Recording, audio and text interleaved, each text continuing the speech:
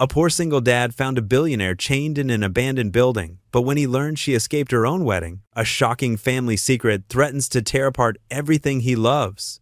Will saving her save them both? Or destroy the only home he has left? Before we get into the story, comment below where in the world you are watching from today. The rain drummed against the metal roof of the abandoned factory, creating an eerie symphony in the darkness. Ethan Cole pulled his worn jacket tighter around his shoulders, his flashlight beam cutting through the shadows as he searched for anything worth salvaging. The old building groaned under the assault of the storm, but he couldn't go home empty-handed. Not when Lily needed new shoes for school. Just a few more minutes, he muttered to himself, thinking of his 8-year-old daughter safe at home with Mrs. Martinez next door. The guilt of leaving Lily in the evening gnawed at him, but sometimes a father had to do what was necessary to keep food on the table. Lightning flashed through the broken windows, illuminating piles of debris and forgotten machinery. Ethan's experienced eye caught sight of some copper wiring that might fetch a decent price. As he bent to examine it, thunder crashed overhead, and in the following silence, he heard something that made him freeze. A whimper, faint but unmistakably human. Ethan straightened up, his heart pounding. "Hello," he called out, sweeping his flashlight in a wide arc. "Is someone there?" Another sound, this time clearer, a muffled sob coming from deeper within the factory. Ethan hesitated only for a moment before heading toward it. Years of working odd jobs had taught him to trust his instincts, and right now, they were screaming that someone needed help. He picked his way carefully through the debris, his boots crunching on broken glass and rusted metal. The beam of his flashlight revealed graffiti-covered walls and water-damaged ceiling tiles hanging precariously overhead. The crying grew louder as he approached what must have been the factory's main floor. "I'm here to help," he called out, trying to sound as non-threatening as possible. "Where are you?" A sharp gasp echoed through the space, followed by the distinct sound of chains rattling. Ethan's blood ran cold. He rounded a massive concrete pillar and stopped dead in his tracks. There, huddled against the column, was a young woman in what had once been a beautiful white wedding dress. Now the gown was torn and dirty, its delicate lace stained with mud and what looked disturbingly like blood. Heavy chains wrapped around her arms and torso, securing her to the pillar. Her face was marked with bruises, but her eyes, when they met his, held a fierce determination despite her obvious terror. "Oh my God," Ethan breathed, immediately crouching down to her level. "What happened to you? Who did this?" The woman flinched away from his light, and he quickly lowered it. She was shivering, her lips blue from the cold. Up close, he could see she was probably in her late 20s, with elegant features that spoke of refined breeding despite her current state. "Please," she whispered, her voice hoarse. "Please help me." Ethan didn't waste time with more questions. He shrugged off his jacket and draped it over her shoulders, careful not to startle her. "I'm Ethan Cole," he said softly, examining the chains. They were secured with a heavy padlock, but the links themselves looked old and rusty. "I'm going to get you out of here, okay?" She nodded, tears streaming down her face. "Charlotte," she managed to say. "Charlotte Whitmore." The name tickled something in Ethan's memory, but he pushed the thought aside. Right now, all that mattered was helping her. He remembered the crowbar in his backpack, the one he used for pulling apart old furniture and fixtures. "Hold still," he instructed, retrieving the tool. "I'm going to try to break these chains. They look pretty corroded. Might be able to snap them." Charlotte pressed herself against the pillar, trying to give him room to work. The chains rattled with her trembling, and Ethan could see angry red marks where they had rubbed her skin raw through the torn sleeves of her dress. He wedged the crowbar into a rusty link and began to apply pressure. The metal groaned in protest, but held. Adjusting his grip, Ethan threw his weight into it, his muscles straining with the effort. Sweat beaded on his forehead despite the cold. "Almost there," he grunted, feeling the link beginning to give. Charlotte watched him with desperate hope, her fingers clutching the edges of his jacket. The chain suddenly snapped with a sharp crack that echoed through the empty factory. Charlotte gasped as the pressure around her chest eased. Ethan quickly moved to the other sections, breaking link after link until she was free. As the chains fell away, Charlotte slumped forward. Ethan caught her before she could hit the ground, supporting her trembling form. She felt so small and fragile in his arms, nothing like the wealthy heiress he was beginning to suspect she might be. "Can you stand?" he asked gently. Charlotte nodded, though her legs shook as she tried to get her feet under her. The once pristine wedding dress was heavy with rainwater and mud, making it difficult for her to move. Ethan kept a steadying hand on her elbow. "My car's not far," he said, glancing toward the factory entrance. "We need to get you somewhere safe." Get those injuries looked at. Charlotte's finger suddenly dug into his arm, her eyes wide with fear. Please, she whispered urgently. Don't take me to a hospital. They'll find me there. Her voice broke, fresh tears spilling down her cheeks. Ethan looked down at her terrified face, illuminated by his flashlight's beam. Those eyes, desperate but determined, pleaded for trust. In that moment, he knew he couldn't leave her to whatever fate she was running from. Okay, he said softly. No hospital, but you need help, and you're freezing. Let me at least get you somewhere warm and dry. Charlotte's grip on his arm loosened slightly, relief flooding her features. She managed a tiny nod, and Ethan carefully began guiding her through the debris-strewn factory floor. The chains clattered to the concrete floor as Ethan helped Charlotte to her feet. She swayed unsteadily, her wedding dress torn and muddied, dark bruises visible on her bare arm. Lightning flashed through the broken factory windows, making her flinch. Easy now, Ethan said softly, supporting her weight. Can you walk? Charlotte nodded weakly, though her legs trembled with each step. Her elaborate hairstyle had come undone, wet strands of hair clinging to her face. Thank you, she whispered, her voice hoarse. I thought no one would find me. They made their way slowly through the factory, Ethan's flashlight guiding their path between rusted machinery and debris. The storm raged outside, wind howling through gaps in the walls. Charlotte stumbled on her torn dress, and Ethan caught her before she could fall. Almost there, he encouraged. My truck's just outside. When they reached the factory entrance, the full force of the storm hit them. Rain poured in sheets, instantly soaking them both. Charlotte shivered violently in her thin dress as they hurried across the muddy lot to Ethan's old pickup truck. The passenger door creaked as Ethan opened it, helping Charlotte climb inside. The truck's interior smelled of sawdust and old leather, with a small cross hanging from the rearview mirror. He quickly shrugged off his jacket and draped it over her shoulders before rushing around to the driver's side. The engine coughed several times before finally turning over. Ethan cranked up the heater, though it barely worked. I know it's not much, he said apologetically, but it'll get us there. Charlotte huddled under his jacket, her teeth chattering. Where? Where are we going? My place, Ethan replied, carefully navigating the truck through the flooded streets. It's safe there. I've got a daughter waiting at home. She's with Mrs. Martinez, our neighbor. He glanced at Charlotte's bruised face.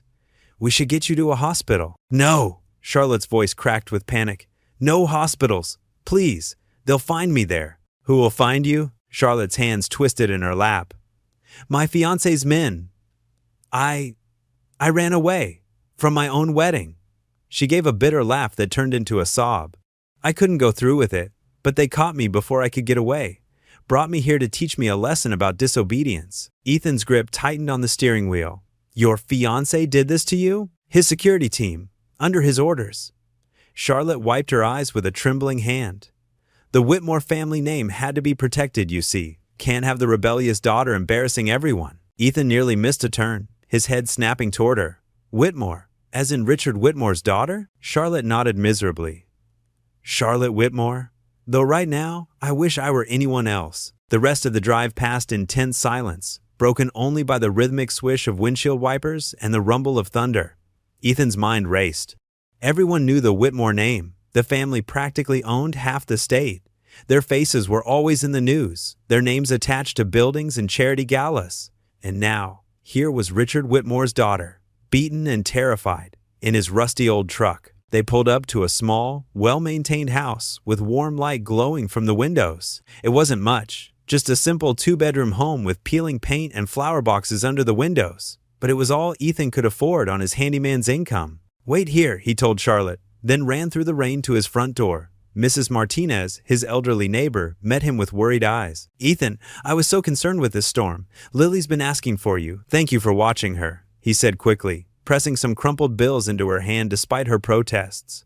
After she left, he returned to help Charlotte from the truck. Inside, the house was modest but clean, with worn furniture and family photos on the walls. Charlotte stumbled to the couch, her wet dress leaving puddles on the floor. She looked completely out of place in the humble setting, like a broken princess in a workman's cottage. I'll get you some dry clothes, Ethan said, turning toward his bedroom. They'll be too big, but they're better than staying in that dress. Thank you, Charlotte whispered, hugging herself. I don't know how I'll ever repay your kindness. Don't worry about that now, just rest. As Ethan turned away, movement caught his eye. His 8-year-old daughter Lily stood in her bedroom doorway, her stuffed rabbit clutched to her chest. Her big brown eyes took in the scene, her father, soaking wet, and the mysterious woman in the torn wedding dress. "Daddy?" Lily's small voice carried across the room. "Who is she?" Charlotte's head turned at the child's voice, and something in her expression softened.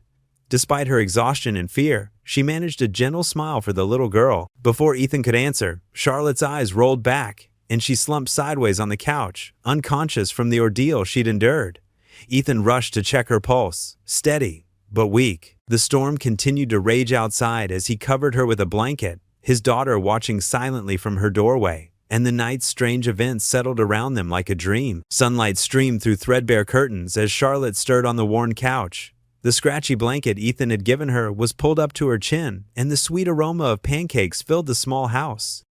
Her body ached from the previous night's ordeal, but the peaceful morning sounds, spatula scraping against a pan, little feet padding across wooden floors, quiet humming, felt surreal after her nightmare in the factory. "Daddy, is she awake yet?" A child's voice whispered none too quietly from the kitchen. "Lily, honey, let her rest," Ethan's gentle voice replied. Charlotte sat up slowly, wincing at her sore muscles. She'd changed into borrowed clothes, an oversized t-shirt and sweatpants that had belonged to Ethan's late wife. The wedding dress lay crumpled in a corner, a reminder of everything she'd fled from. "Oh, she is awake!" Lily bounced into the living room, her brown curls dancing around her shoulders. She wore pink pajamas dotted with hearts, and her bright smile showed a missing front tooth. "Daddy's making his special pancakes. Do you like blueberries? We picked them ourselves last summer and froze them." Charlotte couldn't help but smile at the child's enthusiasm. "I love blueberries," she said, her voice still rough from crying. Ethan appeared in the doorway, spatula in hand, looking somewhat embarrassed. "Lily, give Miss Whitmore some space to wake up."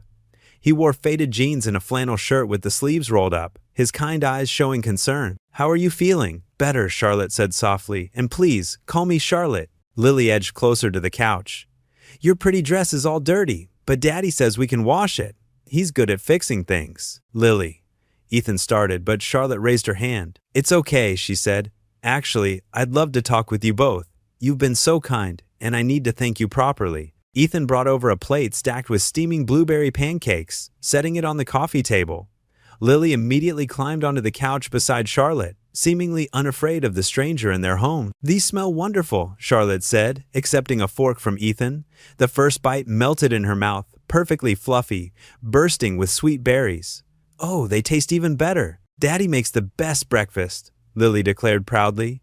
"He says breakfast is the most important meal because it gives you strength for the whole day." Charlotte watched Ethan move around their small living room, gathering extra napkins, his movements careful and deliberate. Despite his worn clothes and humble surroundings, there was a quiet dignity about him that reminded her of what true strength looked like. "Lily," Charlotte said, setting down her fork, "I especially wanted to thank you for sharing your brave daddy with me last night. He helped me when I was very scared." Lily's eyes grew wide. "Were you lost?" "Daddy always finds lost things. Once, he even found my teddy bear when it fell behind the dryer." "Something like that," Charlotte said softly. She glanced at Ethan, who had settled into an armchair across from them. "Your daddy is a real hero." Lily nodded solemnly, then leaned in close to Charlotte's ear, her small hand cupped around her mouth as she whispered, but her child's whisper carried clearly. "Mommy says you're my daddy." The fork in Ethan's hand clattered against his plate. His face went pale, and he stared at his daughter with a mixture of shock and confusion. "Lily, what did you say?" Lily looked between the adults, suddenly uncertain. "Mommy told me in my dreams," she said someone from a big, fancy house was my daddy's. She scrunched up her face trying to remember. "Des Tiny?" Charlotte sat very still, her heart pounding. She looked at Ethan, whose expression had shifted from shock to something more complex. Recognition, perhaps, or remembrance. "Sarah," he said quietly, naming his late wife. "She used to talk about a connection to a wealthy family, but she never explained. She'd say the timing wasn't right, that someday it would make sense." The morning sunlight caught the dust motes dancing between them, the moment suspended in golden silence. Lily, oblivious to the weight of her words, reached for another pancake. "Sometimes," she continued cheerfully, "Mommy visits in my dreams and tells me stories. She said angels would bring us together when the time was right." She turned to Charlotte with innocent certainty. "Are you an angel?" Charlotte felt tears welling up in her eyes. "No, sweetheart. I'm just someone who needed help." Ethan watched as Lily wrapped her small arms around Charlotte in a spontaneous hug. His daughter's face pressed against the stranger's shoulder, complete trust in her embrace. Charlotte's eyes closed as she returned the hug, her hands gentle on Lily's back, and something in Ethan's chest tightened at the sight. The pancakes grew cold on their plates as the morning stretched on. The three of them caught in a moment that felt both impossible and somehow inevitable. Outside, birds sang in the oak tree that shaded their small house, and somewhere in the distance, a church bell chimed the hour. But inside, time seemed to stand still as Ethan tried to make sense of his daughter's words and the mysterious woman who had stumbled into their lives. The small-town clinic's fluorescent lights buzzed overhead as Ethan sat in a hard plastic chair, watching the nurse tend to Charlotte's bruises. His calloused fingers played nervously with the thin stack of wrinkled bills in his pocket. The morning had been a whirlwind of pancakes, gentle conversations, and now this necessary but costly visit to get Charlotte checked out. "The bruising isn't too severe," the nurse said, applying ointment to Charlotte's wrist where the chains had cut into her skin. "But you'll need to keep these bandaged and clean." Charlotte's eyes met Ethan's from across the examination room. She'd insisted she was fine, but he wouldn't hear of it.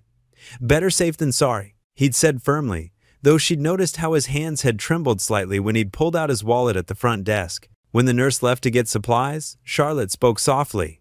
"You don't have to do this, Ethan. I can pay." "No," he cut in, his voice gentle but firm. "Right now, you're just someone who needs help. That's all that matters." The nurse returned with gauze and medical tape, working efficiently to wrap Charlotte's wrists. Ethan counted out bills at the front desk afterward, his face trying to hide the worry as he handed over nearly all he had.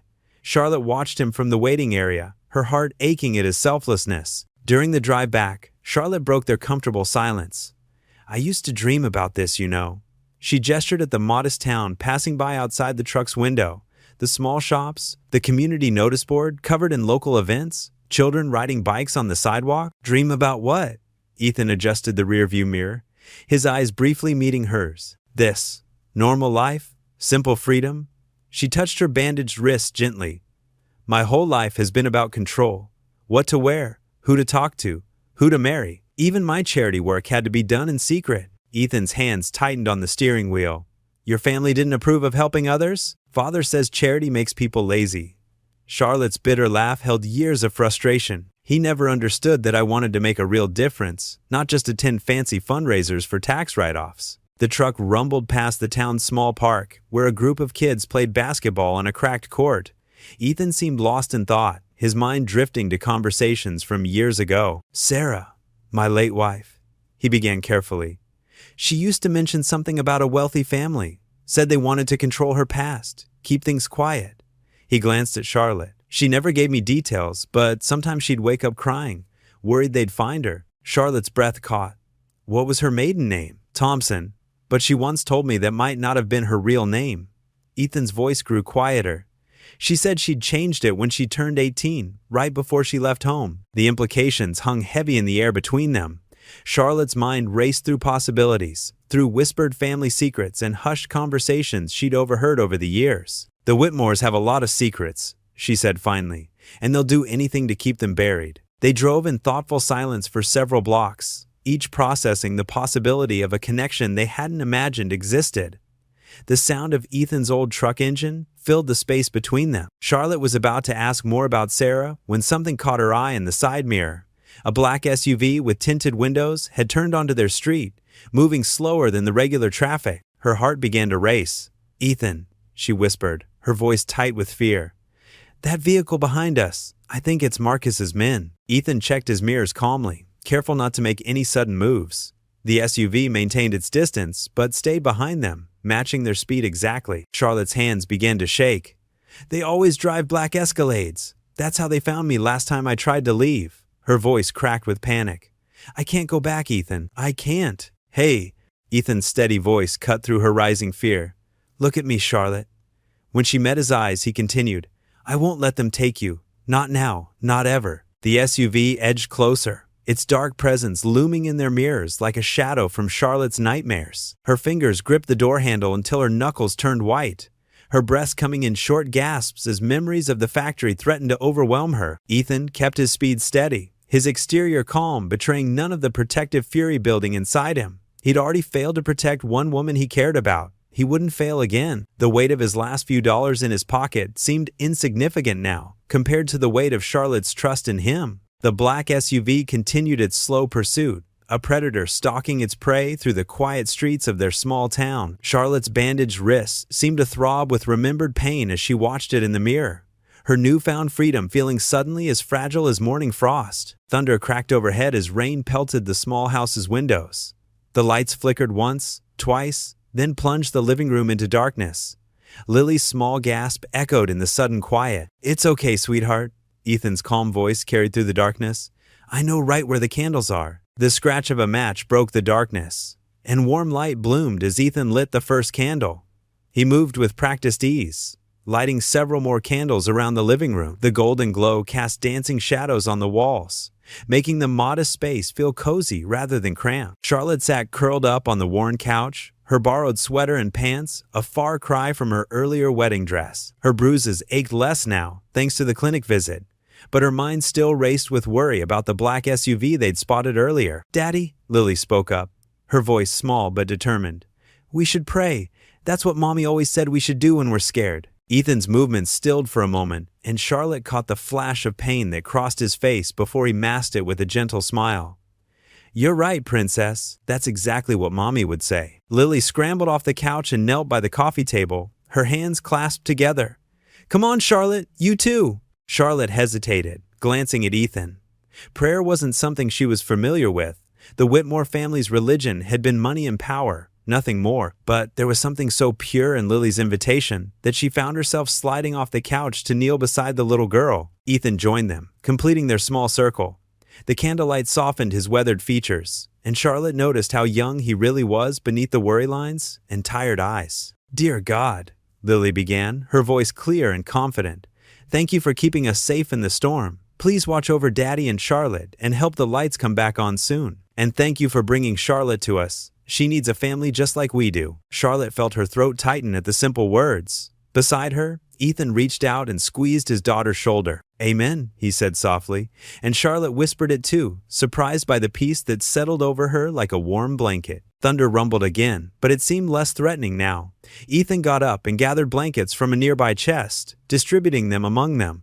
"Might as well get comfortable. Power usually takes a while to come back on during storms like this." Lily snuggled into her blanket, looking at her father expectantly. "Tell Charlotte about how you fix things for people, Daddy. Like Mrs. Henderson's roof." Ethan settled back against the couch, his smile tired but genuine. "Not much to tell, really. I do whatever work I can find. Carpentry, repairs, odd jobs. There's always something that needs fixing in a small town." "Daddy's really good at it," Lily proclaimed proudly. "He made my whole bedroom set." Charlotte looked at Ethan with new appreciation.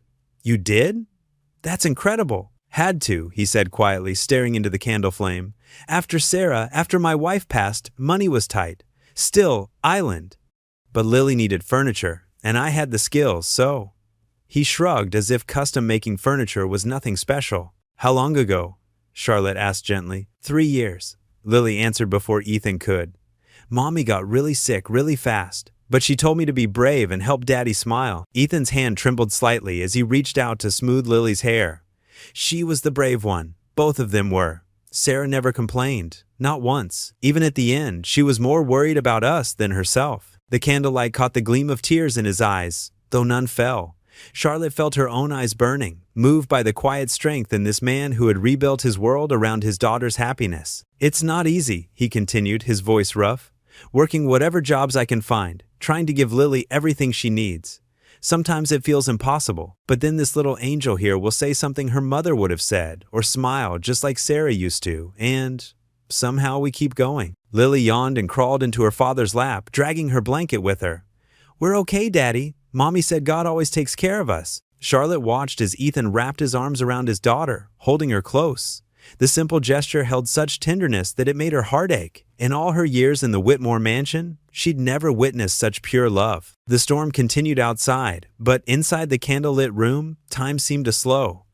Lily's eyes grew heavy as Ethan hummed an old lullaby. Charlotte found herself drifting too, lulled by the peaceful atmosphere and emotional exhaustion of the day. "Here," Ethan whispered, carefully shifting Lily so she could lie on the couch. He tucked the blanket around her, then handed Charlotte another blanket from the chest.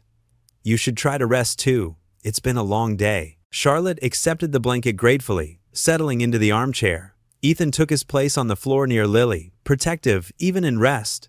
The candles burned low, casting soft shadows across their faces. As sleep began to claim her, Charlotte looked at father and daughter through heavy-lidded eyes. In less than 24 hours, these two strangers had shown her more kindness and love than she'd known in years.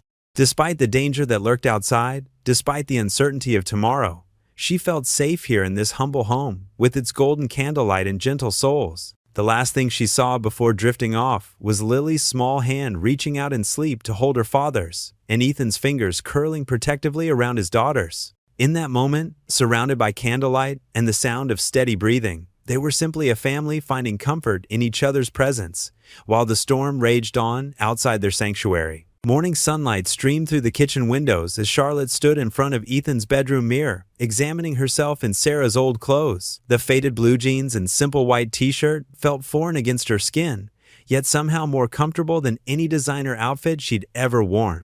She'd pulled her dark hair into a messy ponytail, and without makeup, she looked nothing like the polished heiress from magazine covers. "You sure about this?" Ethan asked from the doorway, his voice tinged with concern. "Maybe we should lay low for a few more days." Charlotte turned to face him, determination in her eyes. "I can't hide forever. Besides, I want to help with groceries. It's the least I can do after everything you've done for me." Lily bounced excitedly by her father's side, wearing her favorite rainbow backpack. "Can Charlotte come with us to the store, Daddy, please?" Ethan ran a hand through his disheveled hair. "All right, but we need to be careful. Mrs. Peterson next door already agreed to watch you, sweetheart." "But Daddy," Lily started to protest. "No buts. Remember what we talked about? Sometimes being safe means doing things we don't like." Charlotte's heart squeezed at their interaction. The love between father and daughter was so natural, so different from her own cold upbringing. They drove into town in Ethan's old pickup truck, the engine coughing as they pulled into Wilson's General Store's parking lot. The small town of Cedar Grove was nothing like the bustling city Charlotte knew. Here, wooden storefronts lined the main street, and people walked unhurried along cracked sidewalks. Inside Wilson's, Charlotte marveled at the simple pleasure of pushing a shopping cart.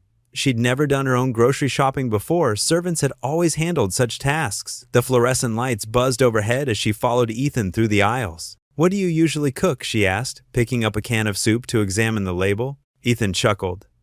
"Nothing fancy. Lots of pasta, sandwiches, whatever stretches the budget." "Let me help with." "No," he cut her off gently. "You're not touching your accounts. That's how they'll track you." An elderly woman approached them, her curious eyes fixed on Charlotte. "Ethan Cole, aren't you going to introduce your friend?" Charlotte's heart raced, but Ethan remained calm. "Mrs. Wilson, this is Sarah's cousin, Carol. She's visiting for a few days." "Oh, how lovely," Mrs. Wilson beamed. "We don't get many visitors in Cedar Grove. You must join us for church on Sunday." As they continued shopping, more townspeople stopped to chat. Each interaction made Charlotte's pulse quicken, but she found herself warming to their genuine friendliness. No one was trying to curry favor or secure business deals. They simply wanted to welcome a stranger. Near the checkout counter, a small TV mounted on the wall played the local news.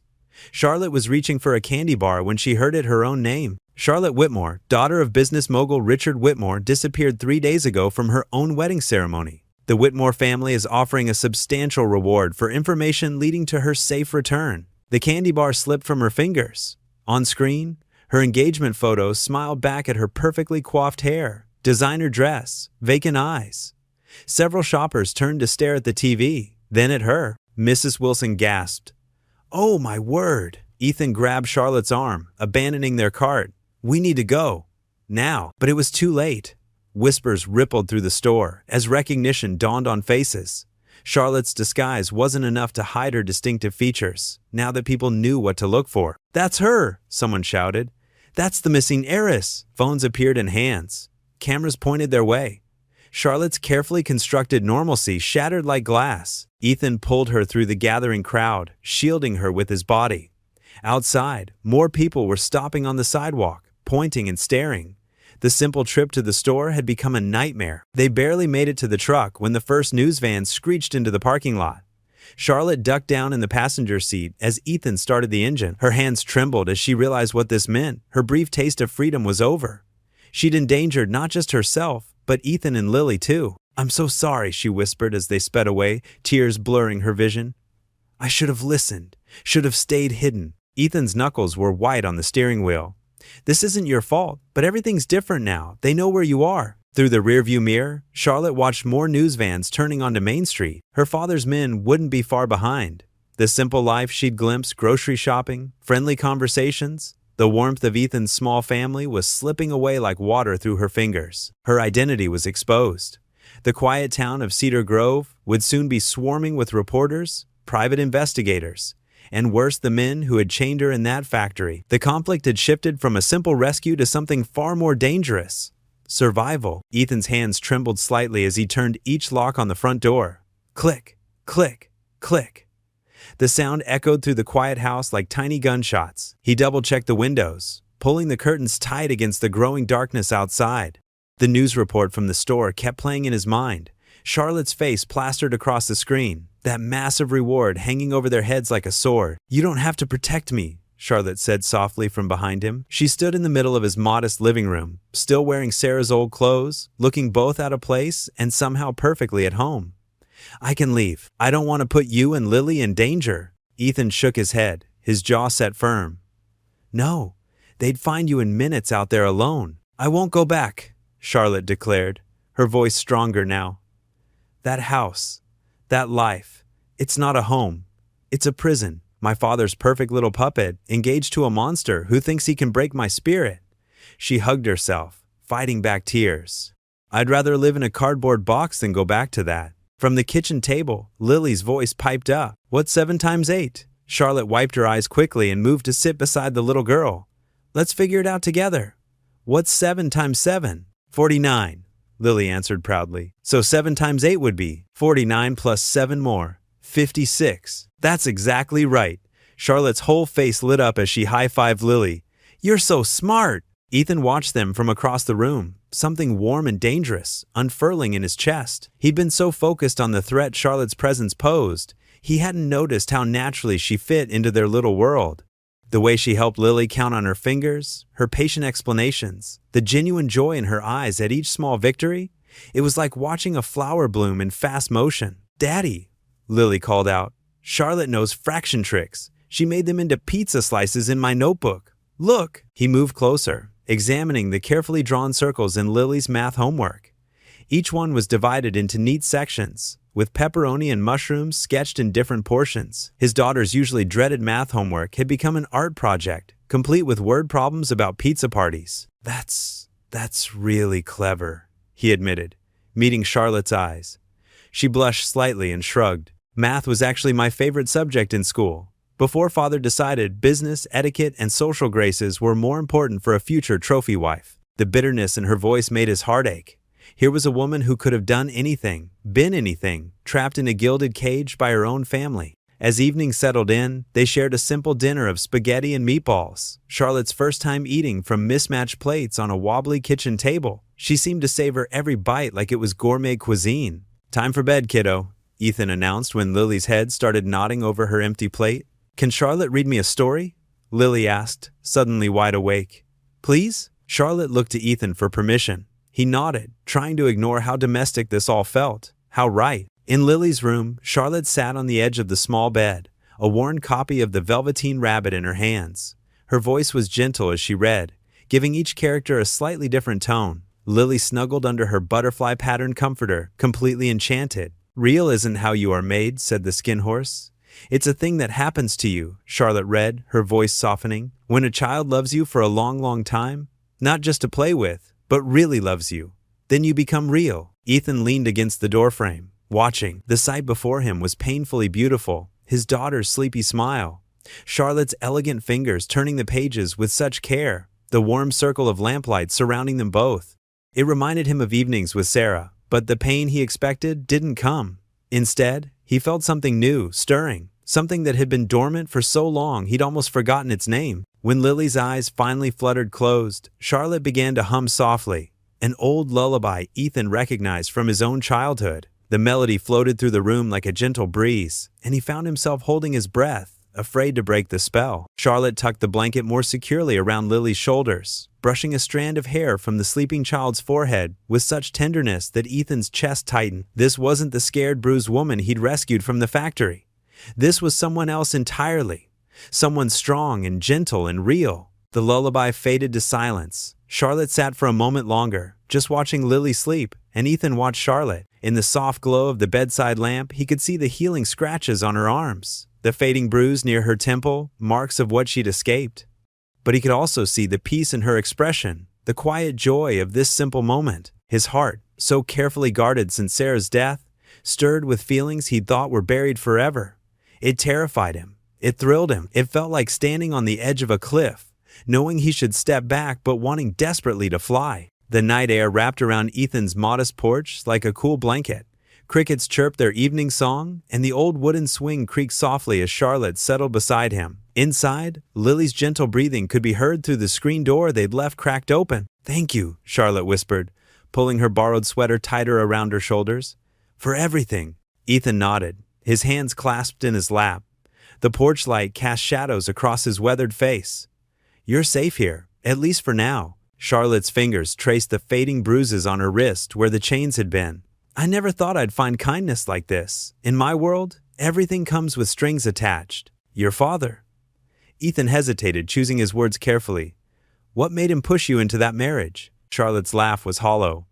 "Control. It's always about control with him. The Whitmore name means everything to him, more than his own daughter's happiness." She took a shaky breath. "James, my fiancé, he's from old money too. Perfect match on paper. Except, he's cruel. Cold. Like my father, he sees me as something to possess." Charlotte's voice cracked. "The night before the wedding, I overheard him on the phone. He was laughing about how he'd tamed the rebellious heiress." Her fingers twisted in the sweater. "That's when I knew I had to run." Ethan's jaw tightened. "No one deserves that kind of life. My mother used to say the same thing." Charlotte's eyes grew distant. "Before she disappeared, Father claimed she abandoned us. But now, I wonder if she just couldn't take it anymore." The swing creaked as Ethan shifted. "My Sarah. Before she passed, she'd sometimes talk about a wealthy family. Said they'd tried to control her past." He rubbed his calloused hands together. "She never gave me details, just that she'd chosen love over money, chosen us." Charlotte turned to him, her eyes wide. "When was this?" "About 9 years ago, right before Lily was born." Ethan's voice grew soft. "Sarah was different after that, worried. She'd check the locks twice at night, jump at strange cars driving by." 9 years. Charlotte's breath caught. "That's when my father's company expanded into this region.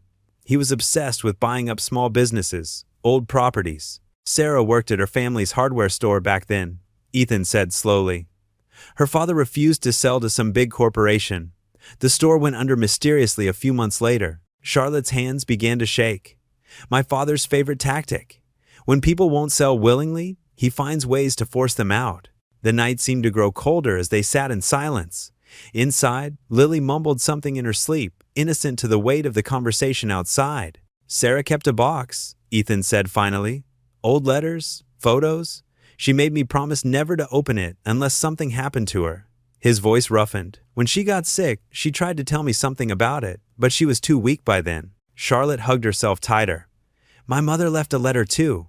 Father destroyed it before I could read it. Said it was full of lies." "Why would your father care about a small town like this?" Ethan wondered aloud. "About Sarah's family?" Charlotte's face paled in the dim light. Unless what? Unless Sarah knew something that could hurt him." Charlotte's voice trembled. "My father. He doesn't just destroy businesses, Ethan. He destroys people who stand in his way." The old swing fell still. Somewhere in the distance, a dog barked, breaking the heavy silence. "You think—" Ethan's throat felt dry. "You think your family had something to do with Sarah?" Charlotte couldn't stop shaking now. "The timing, the pattern. It fits how my father operates." She pressed her hands to her mouth. "Oh God, what if?" A floorboard creaked inside the house, and they both jumped. But it was just Lily turning over in her sleep, her soft snores resuming moments later. Ethan leaned forward, elbows on his knees, staring out into the darkness. The pieces were there, scattered like the broken glass he'd found Charlotte among, cutting deep with their sharp edges of truth. Sarah deserved better. he whispered. She deserved to see Lily grow up. Charlotte touched his arm gently. And you deserve to know the truth. The truth. Such a simple word for something so complicated. Ethan looked at Charlotte, seeing not the billionaire's daughter, but someone as trapped by the Whitmore legacy as his wife might have been. Do you really think your father? He couldn't finish the question. Charlotte's silence was answer enough. The night wrapped tighter around them, full of questions neither was ready to answer. The old church bell rang through the crisp Sunday morning air as Ethan's truck pulled into the gravel parking lot. Charlotte smoothed down the simple blue dress she'd borrowed, her hands trembling slightly. She wasn't used to anything this modest or this real. Don't worry, Lily chirped from the back seat, reaching forward to pat Charlotte's shoulder. Everyone here is super nice. Right, Daddy? Ethan nodded, but his eyes scanned the gathering crowd with concern. Just stay close to us, he said softly. As they walked toward the white wooden church, Charlotte noticed the whispers and stares. Some folks quickly looked away, while others openly gaped. She heard fragments of their conversations. That missing heiress. And Ethan Cole, of all people. But then Mrs. Henderson, the elderly choir director, stepped forward with a warm smile. Welcome, dear. We're so glad to have you join us today. She wrapped Charlotte in a motherly hug that smelled of lavender and fresh-baked cookies. Inside, the church showed its age. Paint peeled in corners, and Charlotte noticed patches where rain had stained the ceiling. Yet there was something beautiful about the worn wooden pews and sunlight streaming through the stained glass windows. They sat near the back, Lily between them. The little girl proudly showed Charlotte how to find the right hymn numbers in the dog-eared songbook. As the congregation sang, Charlotte was struck by the honest, imperfect voices joining together. It was nothing like the polished performances at her family's cathedral. Pastor Mike, a man with kind eyes and gray at his temples, stepped up to the pulpit. His sermon was simple but powerful, speaking about finding courage to face life's storms. Sometimes, he said, his voice carrying to every corner, God leads us to freedom through unexpected paths, and often the very things that seem like obstacles become our greatest blessings. Charlotte felt tears well up in her eyes. Lily slipped her small hand into Charlotte's and squeezed. On her other side, she could feel Ethan's steady presence, strong and reassuring. After the service, people gathered in the fellowship hall for coffee and donuts. To Charlotte's surprise, most of the initial whispers turned to genuine welcomes. Mrs. Peterson brought her a cup of coffee, made exactly how she liked it, something Lily must have told her. Mr. Jenkins, the town handyman, shared stories about how Ethan had helped him repair the church's steps last winter. As they talked, Charlotte noticed water spots on the ceiling tiles. Pastor Mike caught her looking up and sighed. The roof's been giving us trouble, he admitted. We've been saving for repairs, but at this rate, he shrugged, trying to stay cheerful. The Lord will provide. Later, as they walked to the truck, Charlotte touched Ethan's arm. I want to help, she said quietly. Charlotte. Ethan's face showed concern. Please, I can arrange it anonymously through a charity foundation I work with. No one would know it came from me. Her eyes pleaded with him. This community has shown me such kindness. Let me do this one thing. Ethan looked at her for a long moment, then at the church, with its weathered cross reaching toward the sky. It would mean a lot to everyone here, he finally said. Then it's settled, Lily declared, making them both laugh. That evening, they worked together in Ethan's small kitchen. Charlotte had insisted on cooking, though she'd never made anything more complicated than toast before. Under Lily's expert guidance, they managed to create a meal of slightly crooked biscuits and chicken soup. These are the best biscuits ever, Lily announced, even though they were a bit burnt on the bottom. They're certainly unique, Ethan chuckled, but his eyes were warm as he watched Charlotte proudly serve another helping. The kitchen was a mess of flour and dirty dishes, but none of them seemed to care. Lily told jokes from her school lunch table that made no sense, but had them all laughing anyway. Charlotte felt something deep in her chest unlock, a kind of joy she'd never known in all her years of formal dinners and perfect table settings. Tell the one about the penguin again, Ethan encouraged, and Lily launched into another story, complete with enthusiastic hand gestures that nearly knocked over her milk. Charlotte watched them both, this father and daughter who had opened their home and hearts to her. The evening light filtered through the window, turning everything golden. For the first time in her life, she felt truly free, not because she'd escaped her family's control, but because she'd found something real and precious. As they finished their meal, the sound of their laughter filled every corner of the small house. It wasn't just dinner, it was healing, it was hope, it was the sound of a family finding its way back to joy. Word spread through town like wildfire about the mysterious donation to fix the church roof. Miss Peterson, the church secretary, could hardly contain her excitement as she shared the news with everyone who would listen. The amount wasn't just enough for repairs. It would cover a complete renovation of the aging building. Ethan watched from his workshop as Charlotte sat at his worn kitchen table, carefully writing out plans for a fundraising event. Her long hair was tied back in a simple ponytail, and she wore one of his old flannel shirts over her borrowed dress. She looked more at home here than she ever had in the glossy magazine photos he'd seen of her at society events. "What about a harvest festival?" she suggested, looking up from her notes. "Your neighbor, Mrs. Johnson, mentioned the town used to have them years ago." Ethan set down his sandpaper. "Haven't had one since the mill closed. Too many folks struggled to make ends meet after that." Charlotte's eyes lit up with that determined spark he was coming to know well. "Then it's time to bring it back. We could have games for the kids, a bake sale, maybe even an auction of local crafts." Lily bounced in her chair. "Could I help make decorations, Daddy? Please?" "Course you can, sweetheart." Ethan couldn't help but smile at his daughter's enthusiasm. He'd seen that same look on her mother's face years ago. Over the next few days, Charlotte worked tirelessly, making calls and coordinating with town volunteers. She had a gift for bringing people together, Ethan noticed. She never mentioned her wealthy background, instead listening intently to everyone's stories and ideas. Mrs. Johnson offered her famous apple pies. Tom from the hardware store donated supplies for game booths. Even gruff old Mr. Peters volunteered his field for parking. "It's like watching the town wake up," Charlotte whispered to Ethan one evening as they watched volunteers hanging lights in the church parking lot.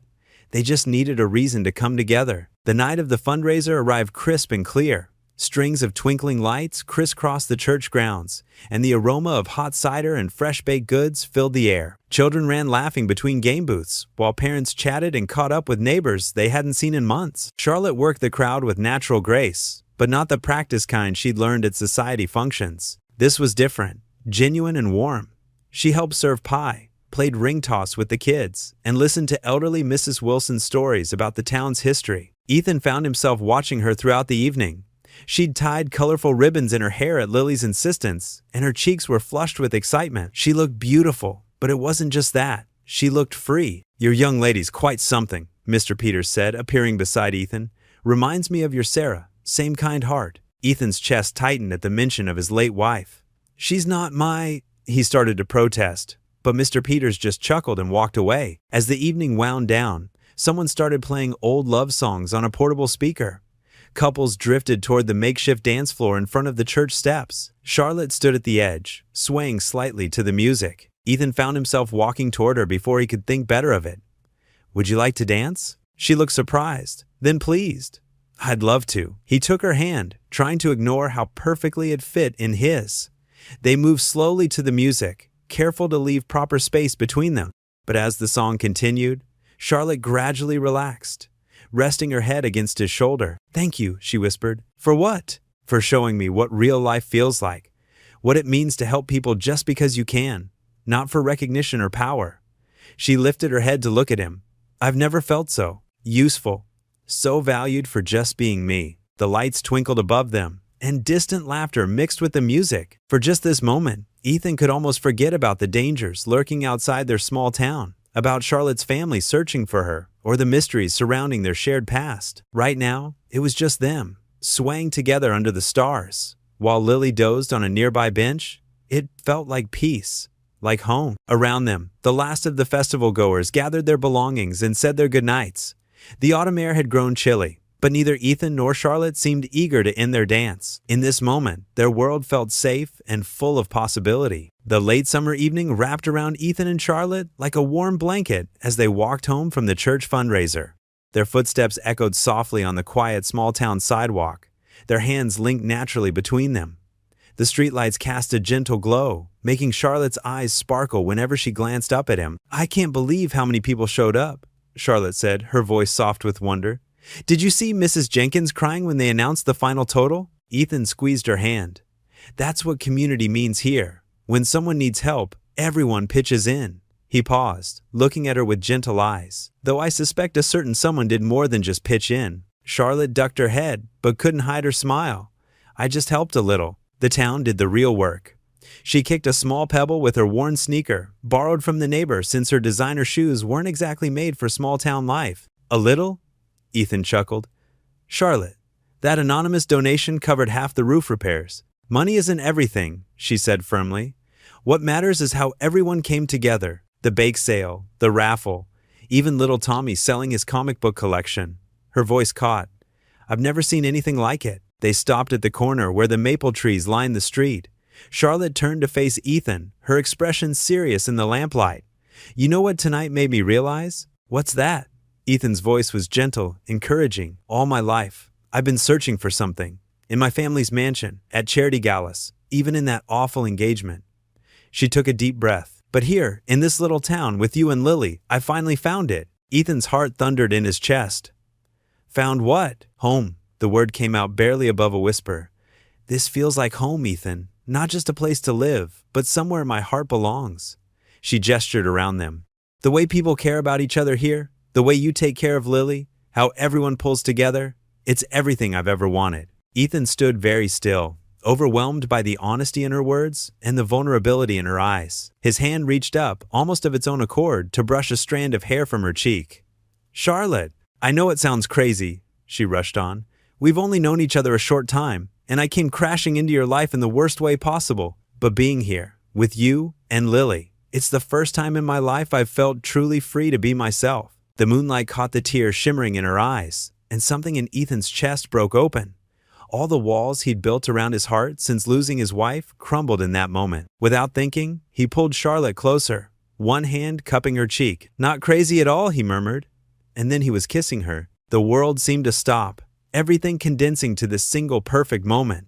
Charlotte's lips were soft against his, her hands clutching his shirt as she kissed him back. It felt like coming home, like finding a missing piece he hadn't known was lost. A giggle broke the spell. They pulled apart to find Lily standing on their front porch, still in her party dress from the fundraiser, grinning from ear to ear. She must have run ahead while they were walking slower. I knew it, she declared triumphantly. I just knew it. She bounced on her toes, pigtails bobbing with excitement. Does this mean you'll be my mommy, Charlotte? Charlotte's hand flew to her mouth, tears spilling over. Ethan started to stammer something about it being complicated, but Charlotte was already moving. She knelt down in front of Lily, taking the little girl's hands in hers. Oh, sweetheart, she said, voice thick with emotion. I would be so honored to be part of your family. Lily threw her arms around Charlotte's neck, and Ethan couldn't help but join them, wrapping both of them in his embrace. They stood there on the porch, holding each other and laughing through happy tears. Group hug, Lily declared, squeezing tighter. We're a real family now. Charlotte looked up at Ethan over Lily's head, her eyes shining with joy and something deeper. He smiled back, his heart so full it felt like it might burst. In that moment, all the struggles and pain of the past seemed worth it, leading them here to this perfect moment of connection. You know what this means? Lily pulled back, her face serious. We need to celebrate. Can we have ice cream? Charlotte laughed, wiping her eyes. Ice cream sounds perfect, even though it's past your bedtime? Ethan raised an eyebrow at his daughter. Especially because it's past my bedtime, Lily said with perfect 8-year-old logic. Special occasions need special rules. Their laughter echoed in the quiet night as they went inside, arms still around each other, the bonds of their newfound family sealed in joy and love. The simple moment felt more precious than any luxury Charlotte had ever known, more meaningful than any ceremony could have been. Here, in this modest house, with these two incredible people, she had found everything she never knew she was looking for. The morning sun barely peeked through Ethan's kitchen window when the rumble of engines shattered their peaceful breakfast. Lily had been giggling over her cereal, showing Charlotte how to make smiley faces with banana slices, when 3 black SUVs pulled up outside their modest home. Charlotte's spoon clattered against her bowl. No, she whispered, her face draining of color. They found us. Before Ethan could react, heavy footsteps thundered up his front porch. The door burst open with a crash that made Lily scream. Police officers flooded in, followed by men in expensive suits wielding briefcases like weapons. Charlotte Whitmore, one of the suits announced. Your father sent us to bring you home. 2 officers grabbed Ethan's arms, roughly spinning him around. The cold bite of handcuffs clicked around his wrists as Lily's terrified shriek pierced the air. Daddy, no, please don't hurt my daddy. Ethan Cole, an officer recited. You're under arrest for kidnapping Charlotte Whitmore and extortion of the Whitmore family. That's a lie. Charlotte tried to push through the wall of suits, but they held her back. He saved me. My fiancé's men had me chained up. Miss Whitmore, one of the lawyers cut in smoothly. Your father understands you've been through a traumatic experience. Mr. Cole here clearly took advantage of your vulnerable state. Ethan struggled to turn toward Lily, who was sobbing in the corner. Please, my daughter, she needs me. She doesn't have anyone else. A woman in a severe business suit stepped forward, clutching a tablet. Child Protective Services has been notified. Given the severity of your alleged crimes, Mr. Cole, we'll need to evaluate your fitness as a parent. No! Lily ran toward Ethan, but an officer caught her around the waist. Let me go, Daddy! Charlotte, help! Charlotte fought against the men restraining her, tears streaming down her face. Richard Whitmore is behind all of this. My father orchestrated my engagement, my captivity, everything. Ethan saved me. The lawyers exchanged knowing looks. As we suspected, Stockholm Syndrome, one murmured, making notes. Her father warned us she might defend her captor. They began dragging Charlotte toward the door. She twisted in their grip, her designer clothes from her old life now rumpled and tear-stained. Ethan, I'll fix this, I promise. Don't let them break you. Lily's sobs grew more hysterical as the CPS worker approached her. Now, sweetheart, we need to make sure you're safe while we sort this out. She's safe with me, Ethan pleaded, his voice cracking. I'm all she has. Please don't take my little girl. But the officers were already pushing him toward the door. Through the window, he could see neighbors gathering on their porches, watching with shocked expressions as the scene unfolded. Mrs. Peterson, who had always watched Lily after school, covered her mouth in horror. Mr. Jenkins, who had praised Ethan's work at the church fundraiser just yesterday, now shook his head in disappointment. They shoved Ethan into the back of a police car. Through the window, he watched helplessly as Charlotte was escorted into one of the black SUVs, her face pressed against the tinted glass. Lily's screams echoed from inside the house, each one cutting deeper than any physical wound. The drive to the police station passed in a blur. Ethan's mind raced with images of Lily alone and terrified, of Charlotte being forced back into her gilded cage, of everything they'd built crumbling in mere minutes. The cell they put him in was cold and gray, with a thin mattress and a small window too high to see through. Your lawyer will be appointed tomorrow, the officer said flatly, closing the heavy door with a metallic clang. Alone in the silence, Ethan sank onto the hard bench. His hands shook as he covered his face, remembering how just hours ago they'd all been laughing over breakfast. How could joy turn to ashes so quickly? The words of judgment from the lawyers echoed in his head. Kidnapper, extortionist, unfit parent. Everything he'd worked so hard to build, his reputation, his home, his family, had been stripped away in moments. The town that had embraced them at the fundraiser would now see him as a criminal who preyed on a vulnerable heiress. But what crushed him most was knowing Lily was out there somewhere, probably crying for him. His little girl, who'd already lost her mother, now faced losing her father too. And Charlotte, sweet, brave Charlotte who'd finally found freedom, was being dragged back into the very nightmare she'd escaped. Ethan slid to his knees on the cold concrete floor. For the first time since his wife died, he felt truly broken. But even in his darkest moment, he remembered how Lily always insisted they pray together when things seemed impossible. His whispered words echoed off the cell walls. Please, God, protect my little girl. Keep her safe and brave. And Charlotte, his voice caught on a sob. Don't let them break her spirit. Don't let them lock away her light. Watch over them both until he couldn't finish.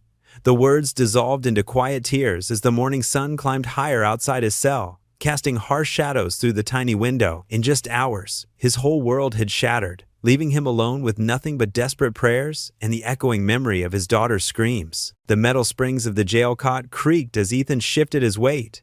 The orange jumpsuit felt rough against his skin, a constant reminder of how far he'd fallen. Through the small window of his cell, evening shadows stretched across the concrete floor, marking another day without Lily, without Charlotte. Hey, Romeo, a gruff voice called from the cell next door. How's that billionaire princess treating you now? Laughter echoed through the cell block. Ethan closed his eyes, trying to block out the taunts that had become a daily occurrence. The other inmates found endless amusement in his story, which had made the local news.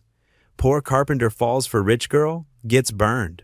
They'd turned it into their favorite joke. His fingers traced the wooden cross hanging from his neck, the only personal item they'd let him keep. The past few days felt like a nightmare he couldn't wake up from. Mrs. Martinez, his elderly neighbor, was watching Lily, but for how long? The social services threat loomed large. each passing hour bringing them closer to possibly taking his daughter away. "Should have known better than to mess with them rich folks," another inmate called out. "They eat guys like us for breakfast." Ethan's public defender had been blunt. The Whitmore family's influence ran deep. They'd painted him as a calculating kidnapper who'd held their daughter for ransom. The evidence they'd fabricated seemed airtight. Security camera footage doctored to show him forcing Charlotte into his truck, bank records suggesting he'd been planning to demand money. He pressed his palms against his eyes, fighting back tears. "Lord," he whispered, "protect them both." Miles away, in the Whitmore estate, Charlotte paced her room like a caged animal. The massive bedroom, with its crystal chandelier and silk curtains, felt more like a prison cell than ever before. Security cameras tracked her every move, and 2 guards stood outside her door. She paused at the window, pressing her hand against the bulletproof glass. The manicured gardens below seemed to mock her with their perfect order. Everything in her world had always been controlled, arranged, suffocating. "Miss Whitmore?" A quiet voice accompanied a soft knock. "Your father requests your presence in his study." Charlotte's stomach churned. She'd overheard the staff whispering about travel arrangements, about a private jet being prepared. Her father meant to send her away, probably to their estate in Switzerland, where she'd be even more isolated. She smoothed her designer dress, a costume she now despised, and followed the housekeeper through marble hallways. Family portraits lined the walls, generations of Whitmores staring down with cold eyes. She'd never noticed before how none of them were smiling. Her father's study door stood open. Alexander Whitmore sat behind his massive desk, not bothering to look up as she entered. "Close the door," he commanded. Charlotte remained standing, her hands clasped tightly behind her back. The bruises from her captivity had faded, but new ones marked her wrists where the police had grabbed her too roughly at Ethan's house. "Your adventure," her father spat the word, "has cost this family considerably. The board is questioning my leadership. Our stock has dropped 12 points. He finally looked up, his steel gray eyes cold. "You leave for Switzerland tomorrow morning. The staff has already packed your things." "I won't go." Charlotte's voice shook, but she held her ground. She thought of Ethan's quiet strength, of how he'd faced every hardship with dignity and faith. Alexander's laugh was bitter. "You don't have a choice. That criminal you've been consorting with will rot in jail. His daughter will end up in foster care, unless, of course, you cooperate." Charlotte felt the blood drain from her face. "You're threatening a child?" "I'm protecting this family's legacy." He turned back to his papers. "The car leaves at 6 a.m. Don't make this difficult." Charlotte walked out, her mind racing. In her room, she pulled out the expensive stationery she'd never cared for before. Her hands trembled as she began to write. "To whom it may concern, my name is Charlotte Whitmore, and I am not the victim of a kidnapping. I am the victim of a family that values power over love, control over truth." She poured everything onto the pages: her forced engagement, her escape, the brutal treatment by her ex-fiancé's men, her rescue by Ethan, and her father's corruption. She wrote about the joy she'd found in Ethan's humble home, about Lily's innocent love, about the mysterious connection to Ethan's late wife that suggested an even deeper family secret. A soft knock interrupted her writing. Maria, her favorite maid, entered with fresh towels. The older woman had been sneaking her extra food and kind words since her return. "Maria," Charlotte whispered, quickly folding the letters. "I need your help. Can you get these to the press? To every major newspaper?" Maria glanced nervously at the security camera in the corner, then pretended to adjust Charlotte's pillows. "The kitchen delivery door," she murmured. "No cameras. My son works for the city paper." Charlotte slipped the letters into Maria's apron pocket, along with the diamond bracelet. "For your son's college fund," she whispered. "Please hurry." Maria nodded almost imperceptibly and bustled out of the room. Charlotte watched the sun setting through her window, praying her words would reach the right people in time. She thought of Ethan in his cell, of Lily probably crying for her father, and felt strength flow through her veins. "Hold on," she whispered to them, though they couldn't hear. "Just hold on a little longer." The harsh fluorescent lights of the county jail flickered as Deputy Marshal approached Ethan's cell, keys jingling in his hand. "Cole, pack up. You're being released." Ethan looked up from his cot, dark circles under his eyes from sleepless nights. "What?" "It's all over the news," the deputy said, swinging the cell door open. "That Whitmore woman, she wrote some letter. Changed everything." Ethan's heart pounded as he followed the deputy down the corridor. Other inmates pressed against their bars, some whistling, others calling out crude remarks. In the processing room, a small TV mounted in the corner caught his attention.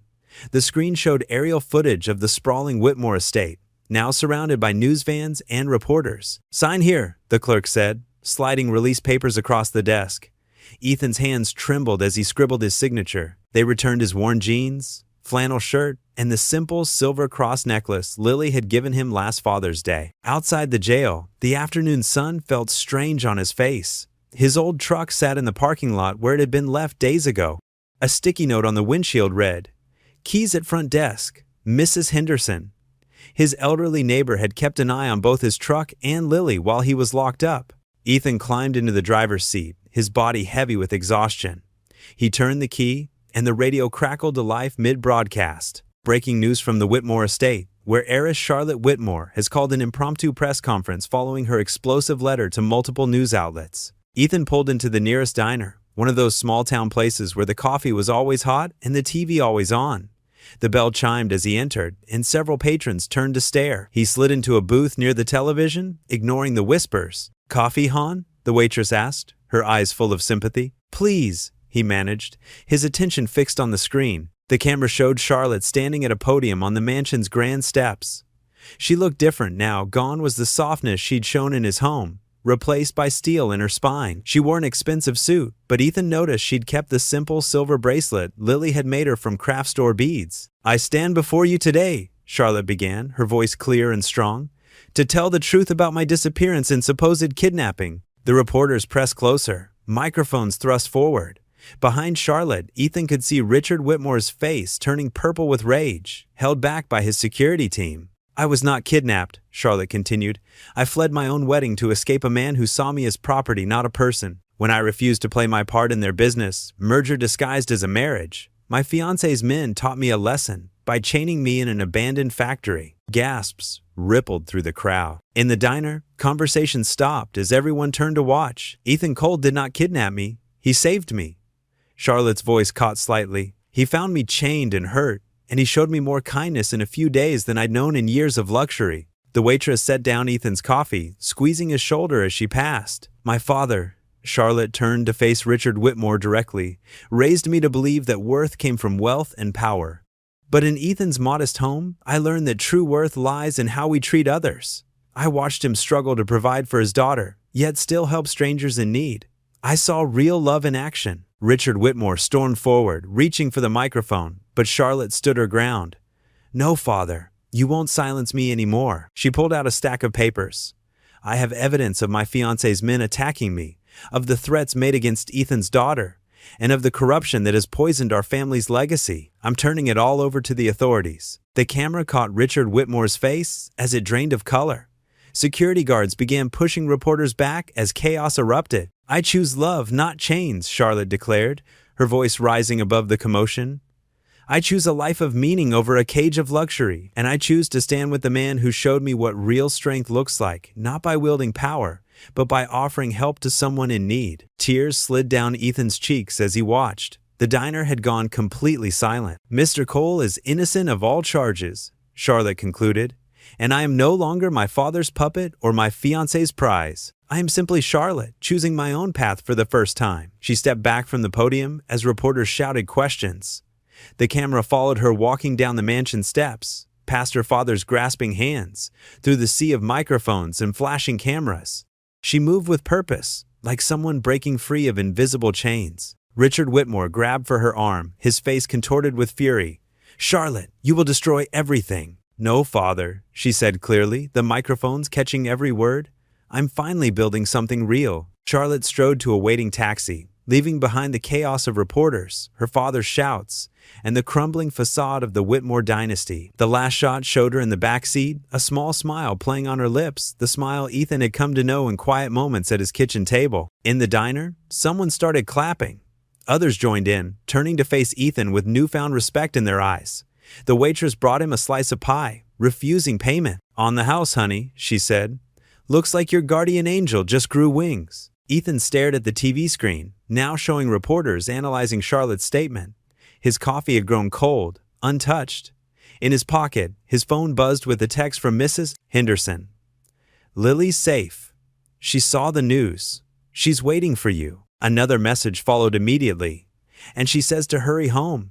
She needs to make more friendship bracelets for her new mommy. The evening sun cast long shadows across Ethan's front porch as his neighbor, Mrs. Peterson, hurried Lily out the screen door. The little girl's eyes went wide, and she let out a cry that came straight from her heart. "Daddy!" Ethan dropped to his knees, his arms opening wide as Lily crashed into him. Her small body trembled against his chest, and he buried his face in her soft hair, breathing in the familiar scent of her strawberry shampoo. Tears streamed down both their faces as they clung to each other. "I was so scared," Lily whispered, her fingers gripping his worn shirt. "The mean people said they'd take me away." "Never," Ethan promised, his voice rough with emotion. "I'm here now, sweetheart. I'm not going anywhere." Mrs. Peterson dabbed at her eyes with her apron. "That poor Charlotte did it. She showed them all what really happened. The whole town's been glued to their TVs since morning." Ethan lifted Lily into his arms, and she wrapped her legs around his waist like she used to do when she was smaller. Even at 8, she felt so light, so precious. He carried her inside, nodding gratefully to Mrs. Peterson as she quietly excused herself. The house felt different now, emptier without Charlotte's presence, yet full of possibility. Lily wouldn't let go, so Ethan sat on the couch with her still in his lap. "Did you see Charlotte on TV?" he asked softly. Lily nodded against his chest. "She looked like a princess, Daddy, but sad. She told everyone you were her hero, just like you're my hero." A commotion outside drew their attention. Cars were pulling up along their quiet street, and voices filled the air. Ethan's heart jumped when he recognized Pastor Mike's booming voice calling his name. "Ethan, come on out, son. There's someone here to see you." Lily scrambled off his lap, tugging his hand. "Hurry, Daddy!" They stepped onto the porch, and Ethan's breath caught in his throat. The entire neighborhood seemed to have gathered on his front lawn. Old Mr.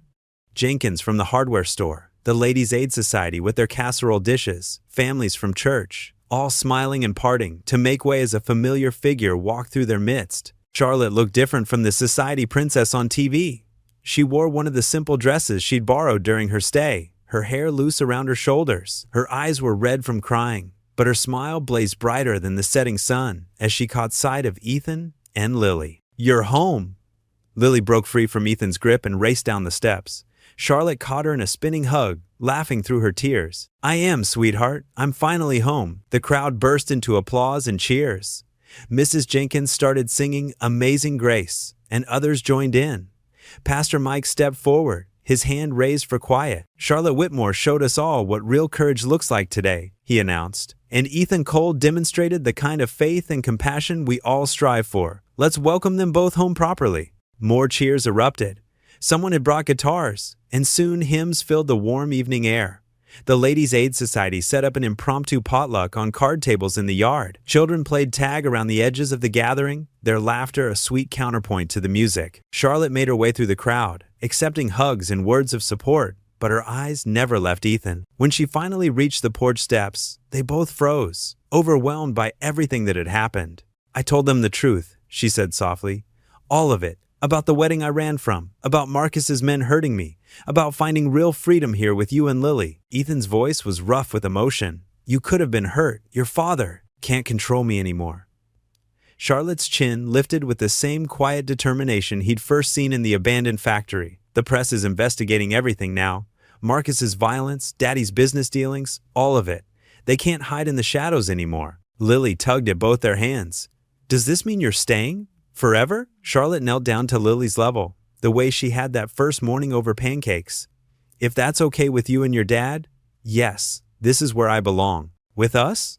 Lily's voice held such hope it made Ethan's heart ache. "With you," Charlotte confirmed. She stood, still holding Lily's hand, and faced Ethan. "If you'll have me." The setting sun painted everything in gold, making Charlotte's eyes shine like amber. Ethan remembered the terrified woman he'd found chained in that factory, how she'd transformed into someone strong enough to face down her powerful family for love. For them, he reached for her free hand, and she came into his arms as naturally as breathing. The crowd's cheers faded away as he held her close, feeling her trembling stop as she relaxed against him. Lily's small hand slipped into both of theirs, completing their circle. "Welcome home," Ethan whispered against Charlotte's hair, and felt her smile against his shoulder. Around them, the impromptu celebration continued as darkness fell, Fireflies began to dance in the yard, and someone strung up Christmas lights between the porch posts. The town that had once whispered about the mysterious woman in Ethan's house now celebrated her return as one of their own. Lily refused to leave their sides, keeping hold of their joined hands as neighbors brought food and blessings. Charlotte's eyes filled with tears at each simple kindness: a homemade pie, a handwritten card, a warm hug from a stranger who wasn't really a stranger anymore. "I never knew it could be like this," she whispered to Ethan as they watched Lily show her friend Katie how to catch fireflies in a jar. "Real family, real community." Ethan squeezed her hand. "This is just the beginning." They stood together on the porch, Lily's small hand warm in theirs, watching their neighbors celebrate love's triumph over fear, truth's victory over lies, and the simple miracle of three broken hearts finding home in each other. The downtown courthouse loomed before them, its stone steps crowded with reporters and curious onlookers. Charlotte squeezed Ethan's hand as they made their way through the crowd. She wore a simple blue dress, her blonde hair pulled back neatly, looking more like the small-town woman she'd become than the wealthy heiress she'd been born. Inside the courtroom, the polished wooden benches creaked as people settled in.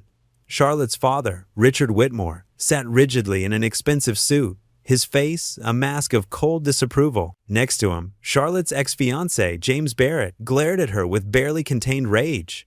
Judge Martinez called the court to order, her gavel echoing through the hushed room. "Miss Whitmore, please take the stand." Charlotte walked forward, her steps steady despite her racing heart. After being sworn in, she faced the courtroom, her eyes finding Ethan's supportive gaze. "Miss Whitmore," her lawyer began, "please tell the court what happened the day of your wedding." Charlotte took a deep breath. "I couldn't go through with it. The marriage was arranged by my father. I never loved James. When I tried to leave, James's men grabbed me. They dragged me to that old factory." Her voice wavered but didn't break.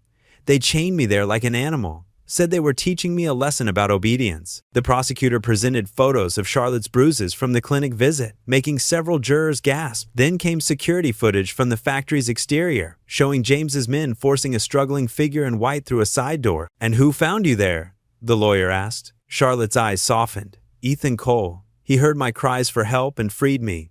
He risked everything to save a stranger." James's lawyer tried to spin the story during cross-examination. "Isn't it true that Mr. Cole orchestrated this entire incident to extort money from your family?" "Absolutely not," Charlotte replied firmly. "Ethan Cole is the most honest, selfless man I've ever met. He took me in when I had nowhere to go, protected me when my own family tried to cage me. He never asked for a single penny." When Ethan took the stand, his working man's clothes stood in stark contrast to the expensive suits around him, but he held himself with quiet dignity. "Mr. Cole," Charlotte's lawyer addressed him, "what were you doing at the factory that night?" "Gathering scrap wood to sell," Ethan answered simply. "I'm a single father. Times were tough, and I do what I can to provide for my daughter." "And you had no idea who Miss Whitmore was when you found her?" "No, sir. I just heard someone crying for help. Couldn't walk away from that." The evidence mounted throughout the day. Security camera footage from other angles, text messages between James and his men, discussing their lesson for Charlotte, financial records showing suspicious payments from James's accounts to the men identified in the footage. Richard Whitmore shifted uncomfortably as his own involvement unraveled. Emails revealed his knowledge of James's disciplinary plans for Charlotte. His attempt to use Ethan's custody of Lily as leverage came to light, drawing murmurs of disgust from the gallery. James grew increasingly agitated as his carefully constructed facade crumbled. When presented with the most damning evidence, an audio recording of him threatening Charlotte, he exploded. "She needed to learn her place," he shouted, jumping to his feet. "These common people have poisoned her mind." The judge's gavel cracked sharply. "Mr. Barrett, control yourself or I'll have you removed." Charlotte's father finally broke his silence, but his words only revealed the depth of his detachment. "Everything I did was to maintain our family's position. Charlotte has responsibilities to her class, to our legacy." The judge's expression grew stern as she listened to the final arguments. When she spoke, her voice carried the weight of justice. "This court has heard overwhelming evidence of criminal conduct, manipulation, and abuse of power. Mr. Barrett, you will be referred for criminal prosecution for kidnapping and assault. Mr. Whitmore, while your actions may not have violated the letter of the law, they certainly violated its spirit." She turned to Charlotte. "Miss Whitmore, you are hereby granted full independence from your family's conservatorship. All charges against Miss Cole are dismissed with prejudice." She looked at Ethan. "Mr. Cole, This court commends your courage and integrity. You represent the best of human nature." The gavel fell one final time. Court is adjourned. The courtroom erupted in movement and noise. James was led away by officers, his face twisted in fury. Richard Whitmore stalked out without looking at his daughter, his empire of control finally crumbling. Charlotte stood slowly, tears of relief streaming down her face. When she turned to Ethan, he was already there, his strong arms wrapping around her as cameras flashed and reporters called out questions. But in that moment, they were aware of only each other and the justice that had finally been served. "It's over," Charlotte whispered against his shoulder. Ethan held her tighter, his voice rough with emotion. "You're free now, really free." They walked out of the courthouse together, no longer a rescued heiress and her savior, but equals united by love and vindicated by truth. On the steps outside, Lily waited with Mrs. Peterson, bouncing with excitement as she saw them emerge victorious. The setting sun painted the sky in shades of hope, its warm light falling on three people who had found family in the most unexpected way, their bond now strengthened by justice and truth. The autumn breeze carried the scent of sawdust and fresh paint through Main Street as Ethan and Charlotte walked hand in hand past the old Anderson building. What had once been a crumbling eyesore was now alive with activity. Workers climbed scaffolding, and the rhythmic sound of hammers echoed through the morning air. "I still can't believe how quickly everything's coming together," Ethan said, his eyes scanning the construction site with pride. The future youth center's framework was already taking shape, its bones reaching toward the clear blue sky. Charlotte leaned into him, her shoulder brushing against his. "You're the one who made it possible. You knew exactly what this town needed." "Me?" Ethan chuckled, shaking his head. "I just mentioned how the kids needed a safe place after school. You're the one who made it happen." "We made it happen together," Charlotte corrected him, stopping to watch a crane lift steel beams into place. She was dressed simply now, jeans and a warm sweater, so different from the society heiress she'd once been. The past months had changed her, softened her edges while strengthening her core. Mr. Jenkins, the site foreman, waved from across the street. "Morning, Mr. Cole. Miss Whitmore. The community room's framing will be done by Friday." "That's wonderful news," Charlotte called back, her face lighting up. She turned to Ethan, her eyes sparkling. "Remember when we first talked about this? How you said every kid deserves a chance to dream?"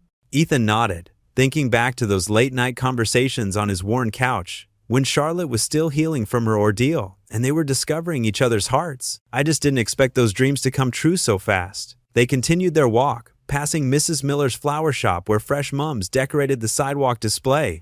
The shopkeeper smiled warmly through the window. Gone were the suspicious glances that had once greeted Charlotte. She was one of them now, proven by actions rather than words. "I've been thinking," Charlotte said, slowing her pace. "The old library building on Cedar Street? It would make a perfect training center for single parents trying to get back into the workforce." Ethan squeezed her hand. "Always planning the next project, aren't you? Is that a bad thing?" She looked up at him, suddenly uncertain. "No," he said softly. "It's one of the things I love most about you, how you see possibilities everywhere." They stopped at the corner cafe, where Mike, the owner, was setting out the daily specials. The bell chimed as they stepped inside, and the warm aroma of coffee enveloped them. "The usual?" Mike asked, already reaching for 2 mugs. "Please." Ethan nodded, leading Charlotte to their favorite corner table, the one where they'd first started sketching out plans for the youth center on napkins. As they settled into their seats, Charlotte pulled out her tablet, opening a folder of community proposals.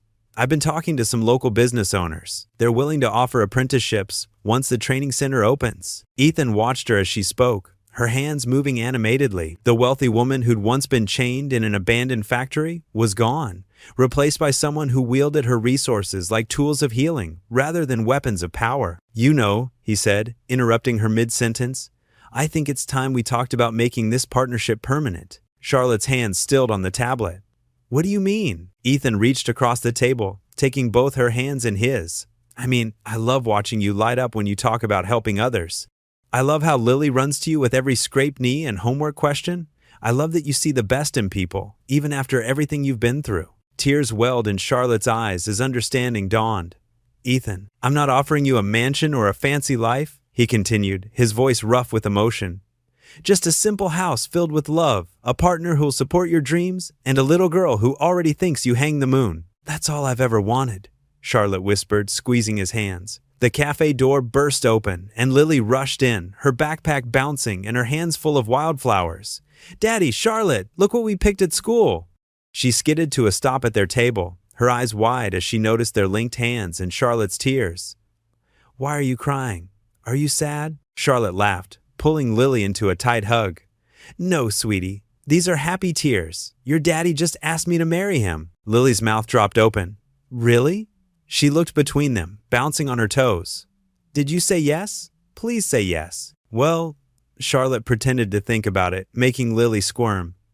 "I suppose I could get used to being called Mom." Lily's squeal of delight echoed through the cafe. "Now I really have a mommy and daddy." She threw her arms around both of them, scattering wildflowers across the table. Golden sunlight painted the sky in warm hues as crowds gathered around the newly renovated youth center. Paper lanterns swayed gently in the evening breeze, strung between newly planted maple trees that lined the entrance. The old Anderson building, once a symbol of the town's decline, now stood proud with fresh paint and gleaming windows. Lily bounced on her toes near the ribbon stretched across the entrance, her blue dress matching the flowers tucked into her hair. "Daddy, look how many people came!" she exclaimed, tugging at Ethan's sleeve. He adjusted his tie, borrowed from Pastor Mike, and smiled at his daughter's excitement. Charlotte stood beside them, radiant in a simple sundress, her hand steady in Ethan's. Gone were the designer clothes and carefully curated image of the billionaire's daughter. Here, she was simply Charlotte, beloved by the town that had become her true home. Mayor Thompson stepped up to the microphone, set up on the front steps. "Friends and neighbors," she began, her voice carrying across the gathered crowd. "Tonight we celebrate more than just a building. We celebrate the power of community, of second chances, and of love that transforms lives." Ethan felt Charlotte's hand squeeze his as the mayor continued. "Most of you know the story. This project began with a stranger seeking shelter in our town. But Charlotte Whitmore isn't a stranger anymore. She's family. And along with Ethan Cole, who's shown us what true integrity looks like, they've given our children a future full of hope." The crowd applauded, and Lily waved to her friends from school who were gathered near the front. Several of them held signs that read "Thank you" in bright childish letters. When it was Ethan's turn to speak, he cleared his throat, looking out at the familiar faces. These were the same people who'd watched him struggle after losing his wife, who'd slipped extra groceries into his bag at the store when money was tight, who'd helped watch Lily when he worked late. "A few months ago," he began, his voice rough with emotion, "I was scrounging for scrap wood in an abandoned factory. I thought that was all I deserved. Leftovers and abandoned things." He paused, looking down at Charlotte and Lily. "But God had other plans. He showed me that sometimes our greatest blessings come disguised as our biggest challenges." Murmurs of agreement rippled through the crowd. Mrs. Peterson, who'd watched Lily countless times, wiped tears from her eyes. "This center," Ethan continued, gesturing to the building behind him, "isn't just about giving our kids a place to play. It's about showing them that broken things can be made beautiful again. That love can rebuild what time and hardship tear down." Charlotte stepped forward next, her presence drawing all eyes. The townspeople had watched her transformation from a frightened runaway to a woman who radiated quiet strength and purpose. "When I first came here," she said, her voice clear and steady, "I thought I knew what family meant. I thought it was about names and bloodlines and social standing." She smiled at old Mr. Jenkins, who taught her how to make his famous apple pie, and at Sarah from the diner who'd given her her first job waiting tables. "But you showed me that real family is built on love, acceptance, and the courage to start over." Lily couldn't contain herself any longer. She darted forward to the microphone, standing on tiptoes to reach it. "And now I have the best family ever," she announced, causing laughter and applause to ripple through the crowd. The ribbon-cutting ceremony was simple but meaningful. Ethan, Charlotte, and Lily held the giant scissors together, their hands overlapping as they cut through the red ribbon. Cheers erupted as the doors opened, revealing the bright, welcoming space inside. Children rushed in first, exclaiming over the art room with its wall of windows, the library filled with new books, and the game room equipped with everything from chess sets to ping-pong tables. Parents followed more slowly, admiring the murals local artists had painted, scenes of hope and community that wrapped around the walls. As the celebration continued inside, with punch and cookies served on fold-out tables, Ethan found himself drawn to the quiet of the front steps. The paper lanterns had begun to glow as dusk settled in, casting warm circles of light along the path. Charlotte joined him, slipping her arm through his. "Penny for your thoughts?" she asked softly. "Just thinking about that night in the factory," he replied. How scared I was of getting involved, of letting anyone new into our lives. And now, look at us, she said, watching through the windows as Lily showed her friends how to play foosball. Sometimes the scariest choices lead to the most beautiful changes. The evening wound down gradually, families drifting home with promises to return for tomorrow's programs. The three of them stayed until the last guest left, turning off lights and locking up. Pastor Mike had insisted on handling the cleanup crew in the morning, shooing them home to rest. They walked slowly down Main Street, the paper lanterns lighting their way. Lily skipped ahead, then back, humming to herself. The summer air was sweet with the scent of blooming jasmine from Mrs. Peterson's garden. Charlotte's head rested against Ethan's shoulder as they walked, their steps falling naturally in sync. The quiet between them was comfortable, filled with the kind of peace that comes from knowing you're exactly where you're meant to be. As they passed the old factory at the edge of town, Ethan paused. The building stood dark against the star-filled sky, its broken windows and crumbling walls a stark contrast to the newly renovated youth center. Sometimes miracles are found in abandoned places, he whispered to Charlotte, drawing her closer. She smiled up at him, understanding in her eyes. Their hands clasped tighter, fingers intertwined, as Lily danced ahead under the glowing lanterns. Together, they'd built something beautiful from their broken pieces. Not just a building, but a family, a home, a future filled with love. What would you do if you were in their place? Comment your answer below, and let's see how you'd rewrite the ending. If you enjoyed the story of Ethan Cole, I handpicked the next story that you will enjoy. Please don't miss this one. Click here to watch it.